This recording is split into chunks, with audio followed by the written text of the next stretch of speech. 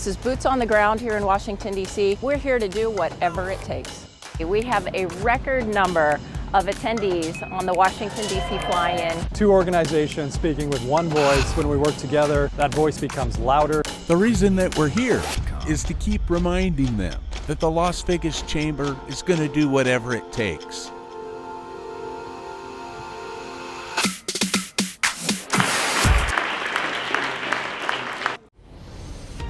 My name is TIARA, FLYNN, and I'm the president and CEO of Some New Marketing.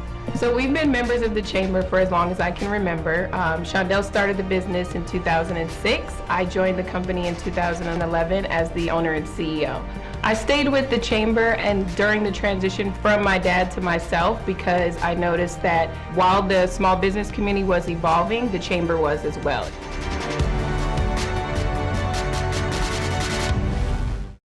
Coming up on this edition of Like Nobody's Business, we are so excited here at the Chamber because we're gearing up for an all-new Preview Las Vegas 2020. We'll be talking to our great guest, Mr. Jeremy Aguero of Applied Analysis. You'll also get to hear from MC, Ms. Rusha Brown. We'll also speak with Christine Zack, CEO of Capability Health and Human Services, and we'll take you out to a best-kept secret, a great golf course out at Mesquite Gaming. All that and more coming up next on Like Nobody's Business.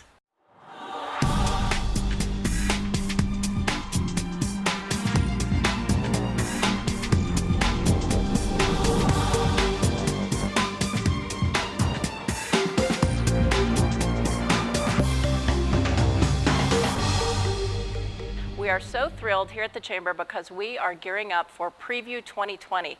One of the big reasons we're so excited is because our great guest is returning this year, Mr. Jeremy Aguero with Applied Analysis. Jeremy, thanks for being here. You bet. Thanks for having me. We really appreciate you coming back to Preview. You've done Preview before.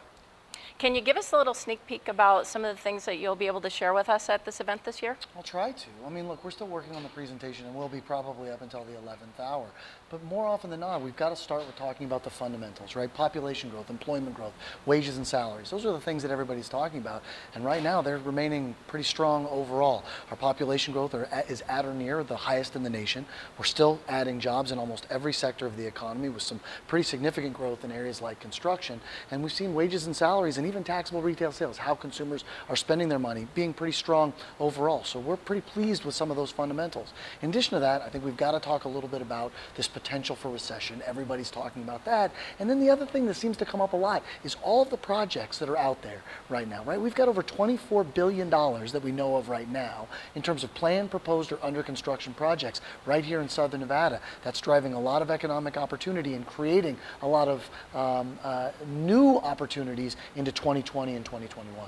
And not to mention the sporting teams that are coming. Raiders, sure. We've still got the Golden Knights, of course. That has to have an effect as well. I don't think there's any doubt about that, but a lot of that's right now tied to the facilities that are being constructed.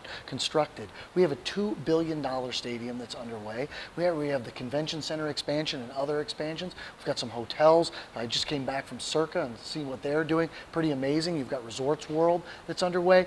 All of these things in combination with things like the Golden Knights and the Raiders and the Aces and the Lights. I mean, creating a great deal of momentum. And frankly, for someone who grew up here, a lot of excitement and things for our community to get behind, which is just pretty great for us in terms of where we've always been trying to go as a community.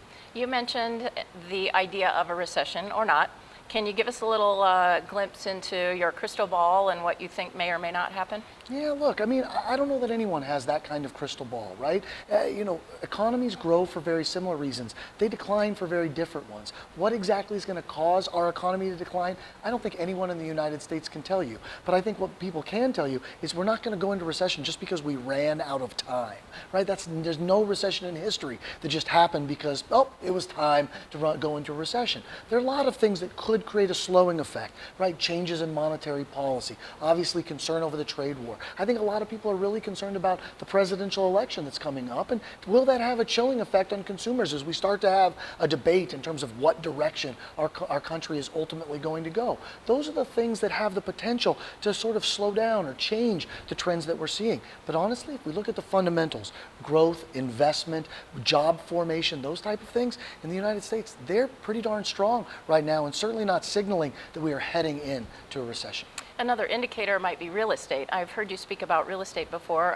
What would be some of the indicators around real estate that you're seeing right now? Well, when we think about real estate, we kind of want to break it into two component parts, right? One is sort of the commercial industrial side, office, industrial, and retail. All three of those, we've seen a decline in the vacancy rate and an increase in the lease rates. It doesn't get a whole lot better than that. Obviously, a little bit different on the industrial side. We've seen a lot of industrial development, particularly along the 215 Beltway. And then the retail side's been a little different as the retail tries to adjust to really a lot more online type activities, and we're trying to adapt to that. So that's changing. On the residential side, there's no doubt we've seen a little bit of a flattening in some of those curves. However, today it looks like we have more of a supply problem than we have a demand problem, right? We don't seem to be building enough residential units for all the folks that are moving into our community.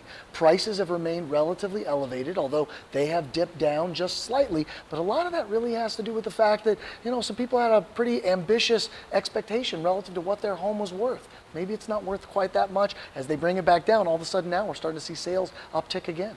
And switching over to the convention and tourism areas, those sectors, I'm on the LVCVA board, and you do a lot of presentations for us and give us a lot of information there. On the local level, we've got the convention center expansion and the Boring Company as well.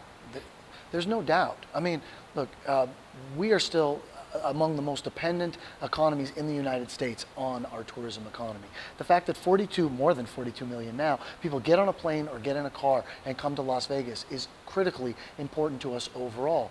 When we start to see some of the statistics that we're seeing, and we'll bring more of this up at the event, but when we start seeing average daily room rates getting close to those peaks, we start seeing visitor volumes start to tick up again. When we start seeing some of the new amenities that are coming online, I think it bodes very well for our tourism economy. You know, obviously there's some concern about the fact that it did slow a little bit, and I think we have to be reasonable in our expectations. It's not going to be like it was a decade ago or 2 decades ago, where there were just, you know, hotel room project after project coming online, and we saw these increases. But if we can see return to some steady growth over time, I think that bodes very, very well for Southern Nevada's economy and its tourism sector most specifically. And of course, we all love Las Vegas, and to your point, Las Vegas has always been the big gaming, the big mecca, you know, Las Vegas, Las Vegas. How would you say competition is affecting Las Vegas in other states and other countries with gaming? Well, I don't think there's any doubt about it. I mean, I think we would be, it'd be perilous for us to believe that we weren't competing. If you go to places like Nashville and see some of the things that they're doing, they are remarkable. If you see some of the other convention space that is being constructed, and you go back and you look at why they're building that convention space, it is specifically to try and take market share away from Las Vegas, right? We can never forget that those visitors have choices. And last night, for example, I went to the rodeo, right? And when you see that number of folks coming from all over the country for that kind of event, they make a choice to come here. And we need to not only develop that brand, but also living that brand is critically important. And I know the LVCVA does it better than anyone else in the United States, but it is all of our responsibilities to make sure that those guests feel welcome when they're here, that we get them in, get them out, that we move them around while they're here. And I think, you know, there's some concern that we get a little bit complacent around that we start to take some of that tourism industry for granted. I don't think we're doing that today, and I think we're starting to head back in that right direction. You know, one of the things we talk about here, Jeremy, at the Las Vegas Chamber is our partnership with the Las Vegas Global Economic Alliance and Workforce Connections. We just partnered with them on the Workforce Blueprint 2.0. And one of the things that Chamber members say to us is that they have a hard time finding a qualified talent pool.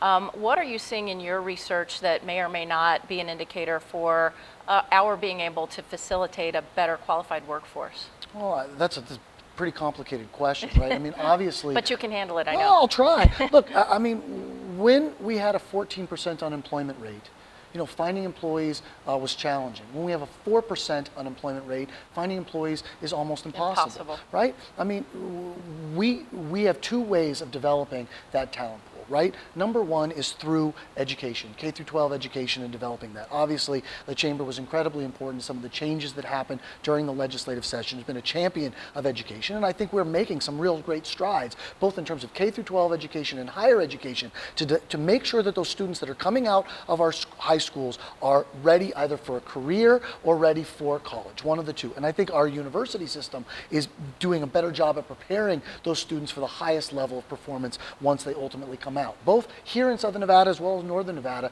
and as well as private institutions like Toro University is really filling in some gaps that I think are critically important. But the other side is making sure that we are bringing more employees in. We're going to have to do that. We cannot graduate enough employees for all of the jobs that we have. And so that means keeping an eye on cost of living, keeping an eye on the quality of life here in Southern Nevada. The best opportunity that we have to foster that workforce is to retain all the employees that we have and make Southern Nevada such a wonderful place to live that this is where employees want to be, because they, like the visitors we were just talking about, have a choice in terms of where they can live, and we need them to choose Southern Nevada, particularly when it comes to healthcare employees, technology-oriented employees, those type of things. We need them to choose this community. Well, Jeremy, once again, thank you for being on the show. Thank you for being such a great part of our community. We really appreciate it. Oh, thanks for having me. I love being here. All right.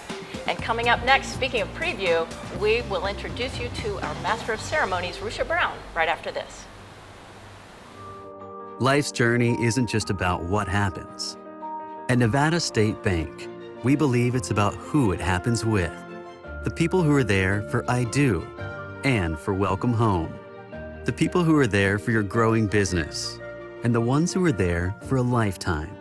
For every moment of life's journey, the people of Nevada State Bank are here for you. Because it matters who you spend life's moments with. And it matters who you bank with. Nevada State Bank. This is the story of two businesses. Andy made a lemonade stand and hoped people would come. Jill did too, but she chose a team to get the word out about her lemonade stand. Jill learned early that advertising with the right team gets the best results. At Cox Media, we do this every day, helping your business grow to meet its potential. With our marketing expertise, Cox Media is your partner for advertising success. Don't let your business get left behind. Let's grow your business together. Contact Cox Media today. I'm Jim Pisanelli, partner and co-founder of Pisanelli Vice, and I referred Todd Vice to City National Bank. Jim had a pre-existing relationship with the bank. When I began to discuss financial needs, principally in the sort of wealth management realm, Jim put me in contact with someone there that he already trusted. One of the wealth management executives came up from Los Angeles and put the package together for me, made recommendations, and we've been moving forward ever since then. Remember Old Vegas where the customer was king? The Casablanca in Mesquite is just like Vegas used to be. Play over 40 of your favorite table games. Play over 800 slot and video poker machines and get comps, free play, and cash back.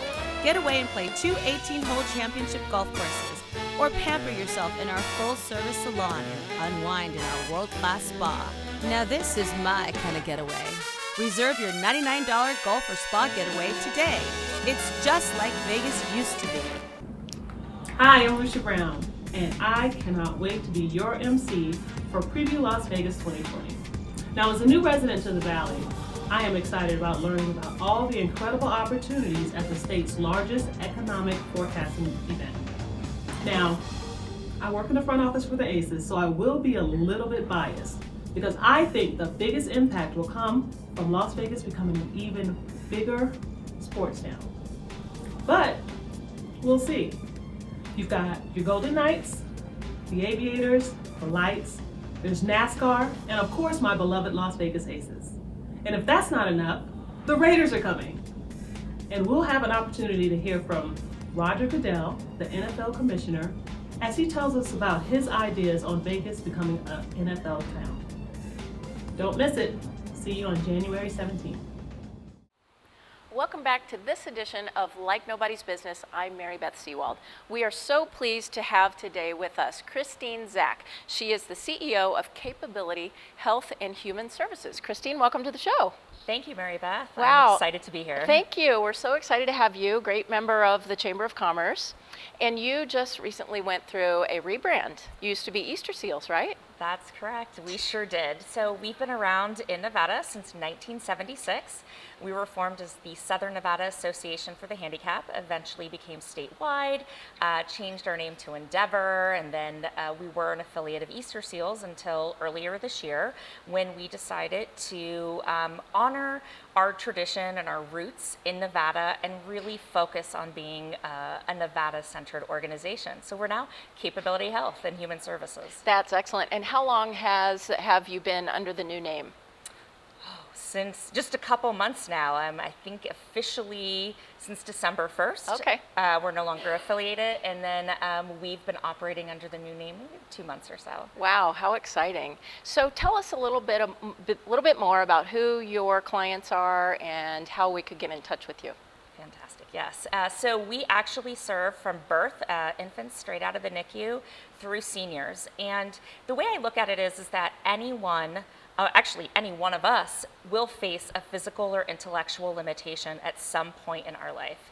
And that's where we come in. We primarily offer healthcare services, but we also do offer human services, which I call capability enhancement services.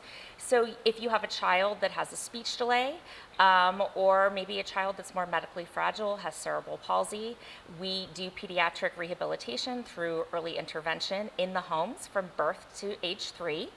Then we have pediatric therapy clinics in Las Vegas and in Reno. And if you haven't stopped by to see them, you really should. We have a chill room in Vegas. We have a swing room in Reno. So they're a lot of fun, even for adults. And then if we look at more of a middle-aged population, surprisingly, we serve a lot of middle-aged women with autoimmune diseases. And without our assistance, they won't be able to stay in their home. They would have to move to skilled nursing or assisted living. And then finally, we serve adults with physical or intellectual limitations. And I like to remind people that sometimes those limitations aren't visible. Sometimes it's PTSD or depression or a mental illness. Other times it's an intellectual disability or a spectrum disorder. But we provide skilled nursing for adults that want to be in a day setting, an enrichment services setting. And then we also provide career training and launching into careers in the community for adults that are ready to make that launch. We have the exclusive partnership with Sephora in Southern Nevada, and we train adults with physical and intellectual limitations, and they go through a 9-week program, and if they graduate, which I'm proud to say 100% of our first class That's did, great. they become employees of Sephora, making $13 to $14 an hour to start, with other opportunities for advancement. How exciting is that? You really cover the entire spectrum of potential needs across the entire state as well. We do, that's correct. And again, that's why we think the rebrand was so important, so that when people are looking for services, that they'll think to look for an organization called Capability Health and Human Services. That is so exciting. You know, I didn't even realize the reach that you all had and the wide array of services that you provide. So how are the costs covered for individuals? So early intervention it's really unique here in Nevada, and I'm just so proud of the state for doing this. Regardless of socioeconomic status, if your child is diagnosed with a developmental delay, so speech is the most common developmental delay, the state will cover the cost of services up to age 3. And then we also, for the healthcare services like physical therapy or speech therapy, we're able to bill Medicaid and commercial insurance. For the programs for the middle-aged women that I was talking about, there is federal funding that passes through the state as a grant, and the costs are covered. We're hoping that by early 2020, we're going to be a Medicare provider as well, so we would be able to bill Medicare for those same services. And then for the adults, it just depends. Some of the skilled nursing, or I'd say most of the skilled nursing and the services we provide are effectively covered either by Medicare or by the Department of Education Training and Rehabilitation. That is amazing. So do most folks come in through their general practitioner or some other means? So for children, many of them come in through their pediatrician. So we take direct referrals from the pediatrician, or they may come in through a phone number to the state, to the Nevada Early Intervention System. And then with the adults, it's more through something called the Desert Regional Center, or through the Department of Education Training Rehabilitation, the Bureau of Vocational Rehabilitation, a lot of different state agencies.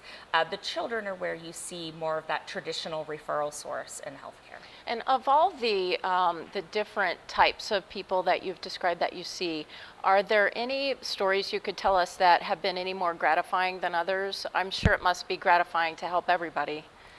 It is. That's a tough one, but I would probably focus on children. just because to me, if you can provide these services to children in that 0 to 3 age range, then they hopefully won't need the services as an adult that we offer. So they can launch into a career in the community or go to college. And we have been really, really fortunate to partner with a family and a little girl named Imogen who came through our programs, and she has cerebral palsy, and she is just so delightful. So she just exited early intervention earlier this year, but she has come and joined us at our children's fashion show and gone down the runway in her wheelchair. And she has also joined us at other events, and she's just an absolute delight. So to be able to work with a child like that who's medically fragile and to just see them blossom is so rewarding. Yeah, you're so blessed because not all of us have the opportunity to work so directly with folks and to have such a major impact on their lives. Yes, that's so true. I actually came more from the senior healthcare space with hospitals and skilled nursing facilities, and this opportunity to work with kids and on pediatric intervention, it is incredibly rewarding, and you really feel like you are epitomizing preventive healthcare. What would you say are some of the biggest challenges around the healthcare space in our community? So particularly in Southern Nevada, the reimbursement rates are very low. Now, of course, statewide, I think we all know Medicaid rates are low, but commercial insurances too. I think a lot of people don't realize when they're paying for that expensive PPO plan that they're not looking at what doctors are reimbursed or therapists are being reimbursed. And that's been a challenge not only for us, but other prominent organizations like Cleveland Clinic in Southern Nevada. So Christine, tell us what are some of the ways that our viewers could help Capability and some of the people you serve? So come to our website. First and foremost, please, please, please come to capabilityhealth.org and take a look at the programs that we offer, because I promise that every single one of us knows a kiddo that's had a speech delay or sees parents that are struggling to identify what's going on with their child. And there's still this stigma, both with parents and pediatricians, about making a diagnosis with a delay. And so if we could just build the awareness about what to look for, and that there are partners out there that can help, and you can have a child that goes on to not be in a special education classroom, or if that's appropriate, do that, but eventually launch and really just fulfill their potential. Well, Christine Zack, thank you so much for being such a big part of the Las Vegas and Southern Nevada and the entire state, the community here. We appreciate all you're doing at Capability Health and Human Services. We just really appreciate what you're doing for the community. Thank you, Mary Beth. We'll be back with more on Like Nobody's Business right after this. Life's journey isn't just about what happens. At Nevada State Bank, we believe it's about who it happens with. The people who are there for I do and for welcome home. The people who are there for your growing business, and the ones who are there for a lifetime. For every moment of life's journey, the people of Nevada State Bank are here for you, because it matters who you spend life's moments with, and it matters who you bank with. Nevada State Bank. This is the story of two businesses. Andy made a lemonade stand and hoped people would come. Jill did too, but she chose a team to get the word out about her lemonade stand. Jill learned early that advertising with the right team gets the best results. At Cox Media, we do this every day, helping your business grow to meet its potential. With our marketing expertise, Cox Media is your partner for advertising success. Don't let your business get left behind. Let's grow your business together. Contact Cox Media today. Smart City is based coast to coast. We currently have about 39 locations, from convention centers to arenas, stadiums, hotels, public venues. We were just awarded the Entertainment and Sports Arena recently in Washington, D.C. We have a network operations center based out in our Las Vegas headquarters that are constantly monitoring all our centers 24/7. I'm Mary Beth Sewald with the Las Vegas Metro Chamber of Commerce. As you can see, we are on the golf course at the Casablanca Resort and Casino. Lauren, tell us all about this golf course. Absolutely. This is one of the 11 world-class championship golf courses here in Mesquite. 18 holes of pristine green. You can also enjoy their $99 play and stay package, perfect for your next getaway. Come practice your best golf swing like nobody's business. And if you're doing business like nobody's business and you want to be featured on our TV show, reach out to me at LikeNobody'sBusiness@lvchamber.com. Thank you for watching this edition of Like Nobody's Business, and remember these upcoming events. And preview Las Vegas on January 17th with featured speaker, NFL Commissioner Roger Goodell, at an all-new location this year at the FLYNN Las Vegas. We are so excited, and you're not going to want to miss that. I'd also like to give a very special thank you to our presenting sponsor, Nevada State Bank, our location sponsor, Mesquite Gaming, and to our guests, Miss Christine Zack and Mr. Jeremy Aguero. On behalf of all of us at the Las Vegas Chamber of Commerce, thank you so much for watching. We'll see you next time.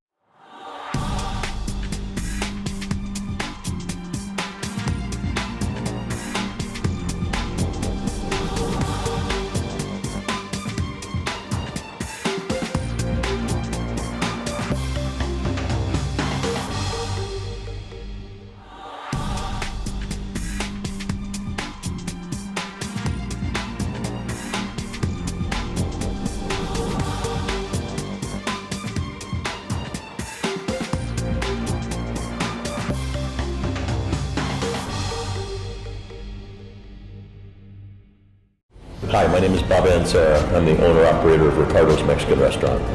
One of the valuable tools that the Chamber affords us is being able to mix it up with other Chamber members.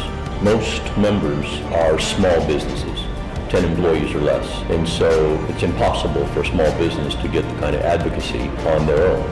So they have to belong to something, and in our case, one of the things we belong to is the Chamber of Commerce. My name is Jeff Bailey. I'm the owner of Alpha Graphics, Central Business District of Las Vegas. In the few months since I took over the business, the Chamber has been super helpful. You could go knock doors, you could go just spray and pray when it comes to our business and just go try to find people, or you could go where you know people need your services, and that's the Metro Chamber. So these are companies that you know can work with. It just speeds the process up of getting in front of the right companies. My name is Shane Jasmine Young. I'm the founder and member of Young Law Group. The Chamber has a great sense of community and fellowship, and that's what I enjoy. It's not intimidating. People want to help each other. They make introductions. They want to connect people, even if it's not necessarily going to benefit them directly. But it's all about connection, and feeling that sense of community and togetherness is really what I like.